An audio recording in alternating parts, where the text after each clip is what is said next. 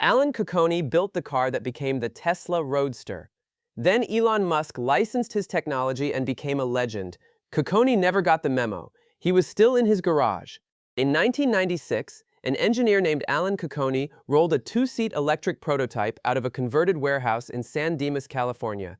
It was called the tzero, 0 to 60 in under 4 seconds, faster than a Porsche. Nobody outside a small circle of EV obsessives had ever heard his name. This is the story of the man who solved the problem everyone said was unsolvable and handed the answer to somebody else. Cocconi wasn't a business guy. He was a propulsion engineer who'd worked on GM's ill-fated EV1 program in the early 90s. When GM crushed the EV1, literally, into cubes, for scrap, Cocconi didn't quit electric cars. He got angry. He founded AC Propulsion with almost nothing, a shop, a drivetrain patent, and a conviction that lithium-ion batteries, not the lead-acid junk GM used, were the actual answer nobody in Detroit wanted to hear. Segment 1. The tzero wasn't a concept car. It was a working, drivable, terrifyingly fast machine, 300 miles on a charge with the lithium pack Cocconi retrofitted in 2003.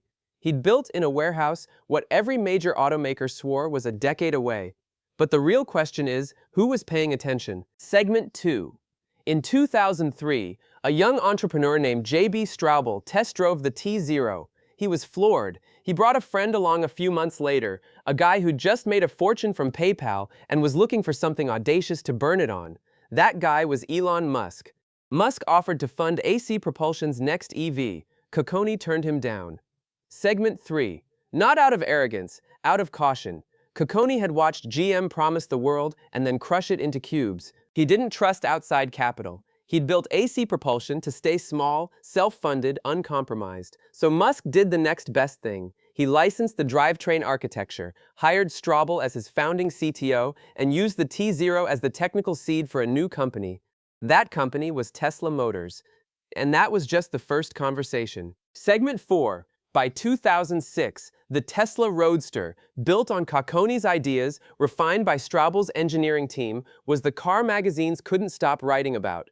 Cocconi's name appeared in exactly none of the coverage. AC Propulsion kept building small-batch conversions in that same San Dimas shop. Here's what the documentaries never mention. Cocconi wasn't erased by Musk, he erased himself. He turned down acquisition offers twice in the 2000s from two different automakers because selling meant somebody else would decide what got built next. He'd already lost that fight once, watching GM's cubes get shipped to a scrapyard in Arizona. The tragic part isn't that Musk won and Cocconi lost. It's that Cocconi built the exact company Tesla should have been, engineer-run, patient, allergic to hype, and concluded, correctly, that the market would never reward it at scale. He was right about the car. He was right about the money too. So here's the real question.